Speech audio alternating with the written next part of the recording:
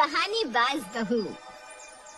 खुशी की शादी को अभी कुछ ही महीने हुए थे और खुशी ने भी अपनी सास को हमेशा से खुश रखा था।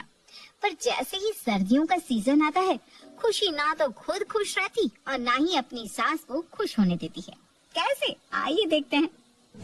राजीव बेटा, सुबह के 10 बज चुके हैं। तो ऑफिस के लिए जा रहा है पर अभी तक बहू नहीं उठी। आज से पहले तो ऐसा कभी नहीं हुआ। अरे क्या हो गया भाग्यवान, अगर एक दिन बहू लेट उठ जाएगी, हाँ क्या हो जाएगा? मेरी सास तो इस दुनिया से चल बसी, पर आपको मेरे साथ बांध कर चली गई। आप ना मेरी सास से कम नहीं हो। अरे मैं तो इसलिए पूछ रही हूँ क्योंकि बहू हमेशा समय पर उठती है और नाश्ता भी बना कर रखती है। पर इतने दिनों में पहली बार ऐसा हुआ है जब बहू अभी तक सो रही है। राजीव बेटा, बहू की तबीयत तो ठीक है ना? मैंने जब देखा था उस समय तो खुशी ठीक ही थी। अच्छा माँ, मैं लेट हो रहा हूँ, आप खुद ना बहू से पूछ लेना आज सुबह में इतनी लेट क्यों गई। मैं चलता हूँ। इतना बोलकर राजीव अपना सामान लेकर ऑफिस के लिए निकल जाता है।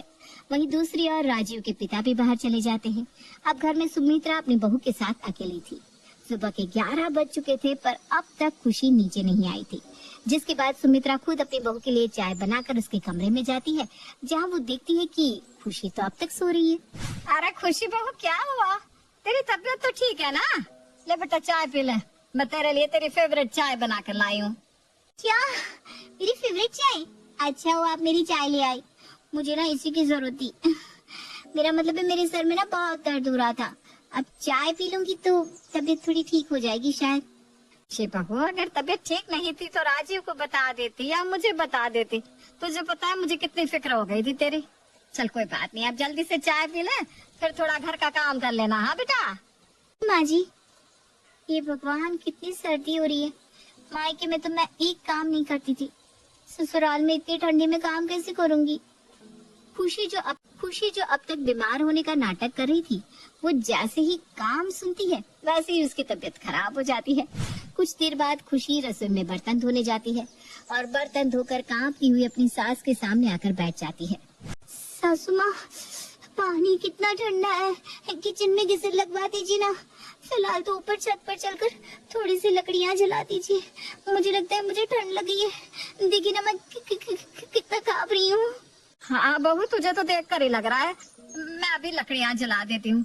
अगर मुझे पता होता है कि सच में तेरी तबीयत इतनी खराब है तो तुझे पानी का कोई काम नहीं करने देती। मासूम सुमित्रा जो अपनी बहू से इतना प्यार करती थी, उसे पता ही नहीं था कि उसकी बहू सर्दियों में कितनी आलसी बन जाती है। ये सब तो सिर्फ खुशी के काम न करने के बहाने थे और बेचारी सुमित्रा खुशी की बातों में आ जाती है।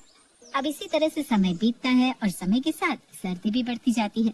जैसे जैसे सर्दियाँ बढ़ती जाती है वैसे वैसे खुशी के बहाने भी बढ़ने लगते हैं। माँ जी, मुझसे तो झाड़ू भी नहीं लगाया जा रहा, लगता है मेरी कमर में ठंड लगी है।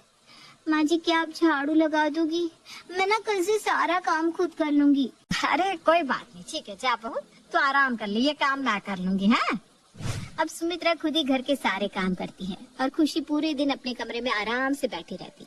ऐसे ही एक दिन सुमित्रा को बाहर जाना होता है और वो सारे कपड़े मशीन में रख देती है और जाने से पहले खुशी को काम देकर जाती है। बहू, तुझे देखकर लग रहा है कि आज तेरी तबीयत ठीक नहीं है। देख, मैं किसी काम से बाहर जा रही हूँ, जब तक मैं आ नहीं जाती तब तक तू सारे कपड़े बर्तन धो लेना और खाना भी बना कर रखना। पानी आ रहा है, अगर आज कपड़े नहीं धुले तो 4 दिन बाद गंदे कपड़ों की दुकान लग जाएगी घर में। क्या इतनी सर्दी में इतना सारा काम मैं अकेले करूं? मेरा मतलब है माँ जी, मैं कर दूंगी माँ जी, आप बेफिक्र होकर आराम से जाइए और थोड़ा ना जल्दी आने की कोशिश करना। अब जानती है ना मुझे अकेले घर में डर लगता है। बहू, मुझे थोड़ा समय लग जाएगा आने में, पर जल्दी आने की कोशिश करूंगी। और घर में डरने की क्या जरूरत है, आसपास में पड़ोस की औरतें भी तो है, और ज्यादा डर लगे तो मुझे फोन कर लेना, ठीक है?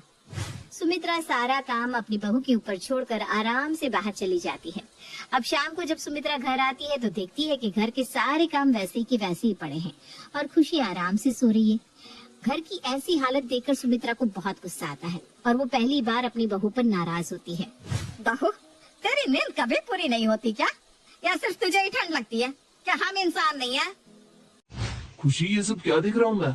कुछ दिनों से माँ ही अकेले घर के सारे काम करती रहती है। तुम्हें जब भी देखूं तो तुम फोन चला रही होती हो या टीवी देख रही होती हो या फिर कुछ खा रही होती हो। अब तुमने अपना नया नियम बना लिया है क्या? सुबह 10-11 बजे उठने का, काम नहीं करने का। क्या है ये सब? तुम क्या चाहती हो, मेरी माँ अकेले इस घर में काम करती रहे? राजू, तुमसे ये किसने कहा कि मैं ऐसा चाहती हूँ? अरे मुझे तो बुरा लगता है जब घर का काम अकेले माँ जी कर रही होती है। जब तक सर्दियाँ नहीं आई थी तब तक मजालती मैंने माँ जी को कुछ भी करने दिया हो, पर जब से सर्दियाँ आई हैं मैं क्या करूँ, मेरी तबीयत ही ठीक नहीं रहती। अगर इतना ही नौकरानी रखने का शौक था तो दहेज में एक नौकरानी लेकर आ जाती। इतना बोलकर राजीव गुस्से में वहाँ से चला जाता है और अपनी माँ के पास जाकर घर के कामों में अपनी माँ की मदद करवाता है। कभी कभी तो मुझे विश्वास ही नहीं होता कि तुम मेरा बेटा है। मैं तो बहुत भाग्यशाली हूँ जो मुझे तुझ जैसा बेटा मिला। माँ खुशनसीब आप नहीं, मैं हूँ जो मुझे आप जैसी माँ मिली। अब कितनी भूली है, आप नहीं जानती अपनी बहू की चालाकियों को। आपकी बहू बिल्कुल ठीक है, वो कुछ करना नहीं चाहती इसलिए बीमार होने का नाटक करती है। अब आपको ही सख्त होना होगा ताकि आपकी बहू आलस छोड़ सके। बेटा मैं सब जानती हूँ, ये सब बहू के बस ड्रामा है।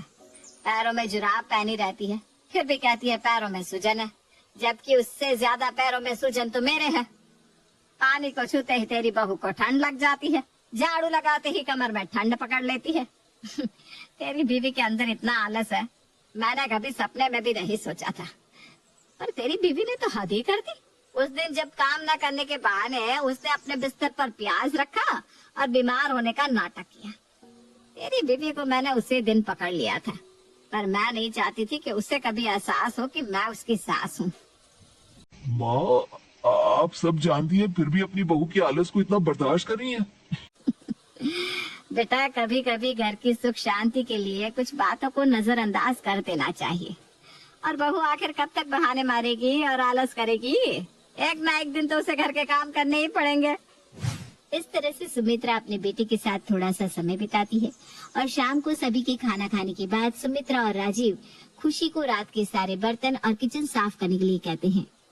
बहू मैंने सारा काम कर लिया है और अब तेरी तबीयत भी ठीक लग रही है, और अभी तेरी तबीयत ठीक नहीं लग रही ना तो कल हॉस्पिटल चली जाना, पर फिलहाल तो रसोई और सारे गंदे बर्तन साफ कर ले। आप सही कह रही हैं माँ जी, मैं भी सोच रही थी कि मैं कल जाकर दवाई ले लूं। बहुत दिनों से बीमार पड़ी हूँ ना, देखो ना हाथ में अब भी सूजन आ गई है। ये सर्दी आती क्यों है? बहू मौसम तो बदलता रहता है, पर हम आलस के चलते घर के काम तो नहीं छोड़ सकते। कह तो आप सही रही हैं माँ जी। कोई बात नहीं माँ जी, आप जाओ आराम कर लो, किचन और बर्तन मैं देख लूंगी। खुशी बोल तो देती है कि वो सारे काम कर लेगी, पर वो करती कुछ नहीं। और सुमित्रा भी अपनी बहू की बातों पर विश्वास करके सोने के लिए चली जाती है।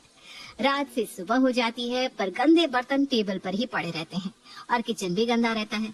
ये देखकर सुमित्रा का गुस्सा हद से ज्यादा बढ़ जाता है और सुमित्रा अपनी बहू के सामने हाथ जोड़कर कहती है, माफ करना बहू, जो इस सर्दी में अब के बाद मैंने तुझे कोई काम करने के लिए कह दिया। क्या हुआ माँ जी, आप इतना क्यों भड़क रही हैं? क्या हुआ? अरे कल रात को मैंने तुझे काम दिया था, रात से सुबह हो गई पर तुझसे वो काम नहीं हुआ। अरे जब तुझे काम नहीं करना था तो मुझे बोल देती, वैसे भी तो सारे काम इस घर के मैं ही करती हूँ। बहू होने का फायदा ही क्या है? तू एक काम कर, इस कड़ाके की सर्दी में अपने मायके चली जा, और जब सर्दियाँ खत्म हो जाए तो अपना आलस अपने मायके में छोड़कर वापस आ जाना। मैं खुद संभाल लूंगी अपना घर। आज सुमित्रा अपने गुस्से पर काबू नहीं कर पाती और वो अपनी बहू को पूरी सर्दी के लिए मायके भेज देती है।